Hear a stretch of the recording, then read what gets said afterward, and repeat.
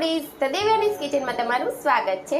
આજે આપણે બનાવીશું સવારના નાસ્તામાં કે પછી બપોરના લંચમાં અને સાંજે ડિનરમાં હળવા નાસ્તા તરીકે ખાઈ શકાય તેવો ઇડલી સાંભાર અને સાથે ચટપટી નારિયેળની ચટણી। બજાર જેવી જ એકદમ પરફેક્ટ ટેસ્ટી અને ચટપટી આ ઇડલી સંભારની રેસીપી ઘરે એકદમ સરળ રીતે બનાવવાની રીત। તો ચાલો આપણે ઇડલી સાંભાર બનાવવાનું શરૂ કરીએ। સૌપ્રથમ સાંભાર બનાવવા માટે આપણે એક કુકર લઈશું અને તેમાં 1 વાટકી તુવેરની દાળ ઉમેરીશું, સાથે 1/4 વાટકી મસૂરની દાળ ઉમેરીશું। હવે આ દાળને સરસ રીતે 2 પાણી વડે સાફ કરી લઈશું। હવે સાંભારમાં નાખવાના શાકભાજી તૈયાર કરી લઈએ। તો અહીં મેં થોડી દૂધીને કાપીને લીધી છે, 2 થી 3 મીડિયમ સાઇઝના રીંગણા, 1 મોટું નંગ ટામેટું, 1 નંગ મોટી ડુંગળી અને 2 લીલા મરચાં લીધા છે। હવે બધું જ કાપેલું શાકભાજી એક પછી એક કુકરમાં ઉમેરી દઈશું। હવે તેમાં 3 થી 4 ગ્લાસ પાણી ઉમેરીશું અને 1 ચમચી જેટલું મીઠું ઉમેરીને કુકરનું ઢાંકણ બંધ કરી દઈશું અને ગેસની મીડિયમ ફ્લેમ ઉપર 4 થી 5 વિસલ કરી લેવાના છે। 4 થી 5 વિસલ થઈ જાય અને પ્રેશર કુકરમાંથી જાતે જ હવા નીકળી જાય એટલે પ્રેશર કુકરનું ઢાંકણ ખોલી લેવાનું। તમે જોઈ શકતા હશો કે દાળ અને શાકભાજી સરસ રીતે બફાઈ ગયા છે।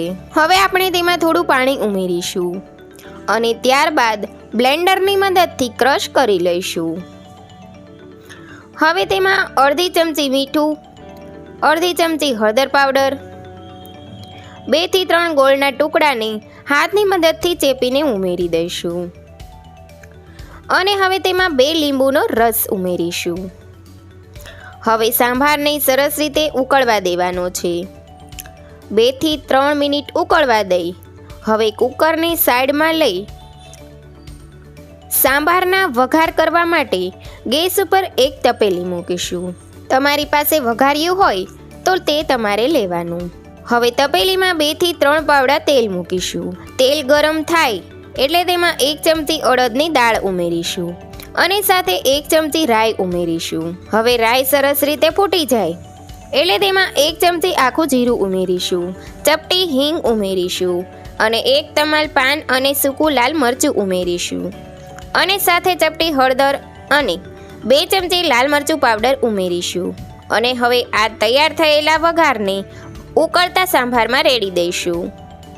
હવે તેમાં થોડું સાંભાર મસાલો ઉમેરીશું અને હવે સાંભારને 2 થી 3 મિનિટ ઉકાળીશું। 2 થી 3 મિનિટ પછી ગેસની ફ્લેમ બંધ કરી તૈયાર થયેલા સાંભારની સાઈડ પર મૂકી દઈશું અને હવે આપણે ચટણી બનાવી લઈશું।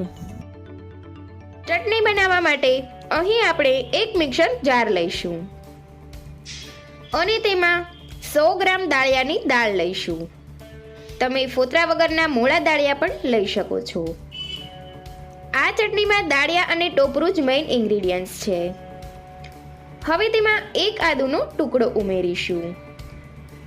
હવે સાથે 2 તીખા લીલા મરચાં ઉમેરીશું।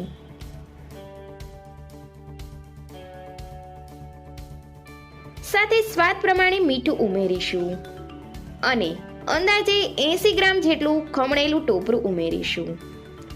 તમારી પાસે લીલું નારિયેળ હોય તો તે પણ ચાલે અને હવે 3 થી 4 ચમચી દહીં ઉમેરીશું અને હવે મિક્સર જારનું ઢાંકણ બંધ કરી તેને સરસ પીસી લઈએ। આ ચટણીમાં તમારે લીલા ધાણા બિલકુલ નથી નાખવાના। જો ધાણા નાખશો તો તમારી ચટણી રેસ્ટોરન્ટ જેવી નહીં બને। હવે તમે જોઈ શકતા હશો કે ચટણી એકદમ સરસ પીસાઈને તૈયાર થઈ ગઈ છે। તો તેને હવે એક બાઉલમાં કાઢી લઈએ અને જારમાં થોડું પાણી નાખી રિન્સ કરી તેને પણ ઉમેરી દઈએ અને હવે આ ચટણીમાં વઘાર રેડવા માટે ગેસ પર એક તપેલી મૂકીશું અને તેમાં 2 પાવડા તેલ ગરમ કરવા મૂકીશું।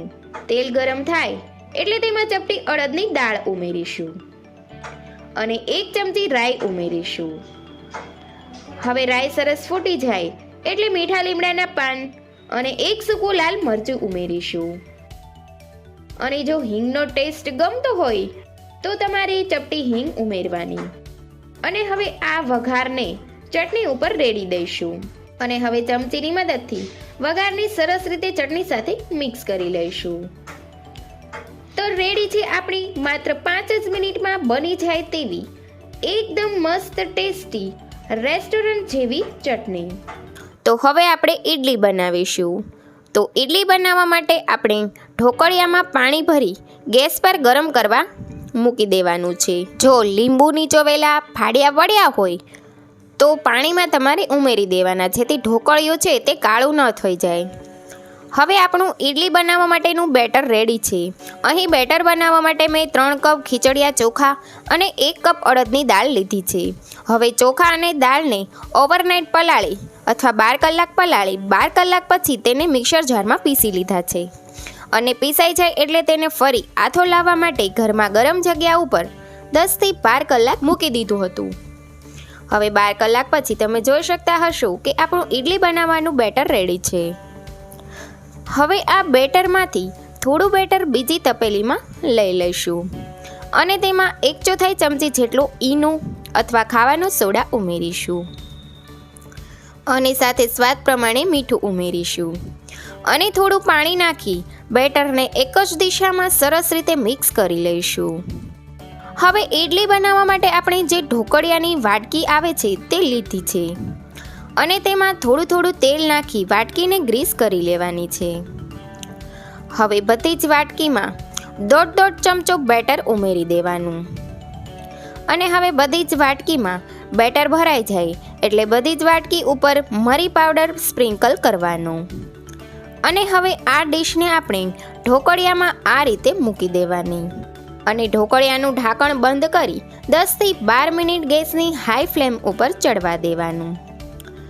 12 મિનિટ પછી ઢોકળિયાનું ઉપરનું ઢાંકણ હટાવી ચપ્પુની મદદથી ચેક કરી લેવાનું.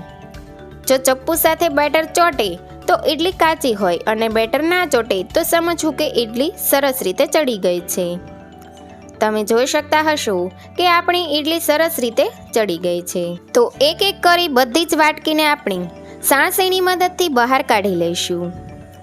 હવે 2 થી 5 મિનિટ ઇડલીને ઠરવા દઈશું અને ચપ્પુની મદદથી આ રીતે ડીમોલ્ડ કરીશું. હવે ઇડલીને આપણે સર્વિંગ પ્લેટમાં મૂકી દઈશું. સાથે વાટકામાં સાંભારને પણ મૂકીશું અને સાઈડ પર ચટણી મૂકીશું. આ રીતે આપણો ગરમા ગરમ ઇડલી સંભાર તૈયાર છે. લારીના ટેસ્ટની પણ ભૂલી જશો તેવી ટેસ્ટી આ રેસીપી બને છે.